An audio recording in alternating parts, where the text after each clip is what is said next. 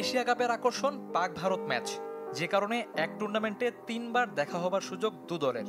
কিন্তু পাকিস্তানেই এখনও বিক্রি হয়নি এবারের টুর্নামেন্টের টিভি সত্ত্ব, যার কারণ উচ্চ মূল্য। এশিয়ান ক্রিকেট কাউন্সিলের কাছ থেকে সত্ত্ব কেনা সনি স্পোর্টস নেটওয়ার্ক দাবি করেছে $12 মিলিয়ন। আলোচনায় 3 টিভি চ্যানেল, তবে কেউই এত দামে কিনে খেলা দেখাতে আগ্রহ দেখাচ্ছে না।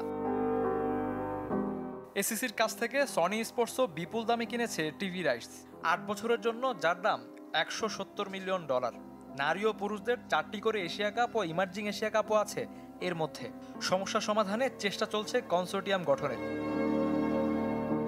টিভিতে না হলেও ডিজিটাল সত্ত্ব এরই মধ্যে বিক্রি চূড়ান্ত। এসিসির আয়ের বড় খাত এশিয়া কাপ, যার শতকরা 65% আসে ভারত থেকে, আর পাকিস্তান থেকে আসে 25%। তবে রাজনৈতিক বৈরিতায় পাক ভারত ম্যাচ আয়োজনের বিপক্ষে যখন সাবেকরা, তখন মত বদলে খেলার পক্ষে সৌরভ গাঙ্গুলি, একই সাথে যার অভিজ্ঞতা আছে খেলোয়াড় ও প্রশাসকের ভূমিকায়। 9 থেকে 28 সেপ্টেম্বর এশিয়া কাপের 17 নম্বর আসর বসবে আরব আমিরাতে।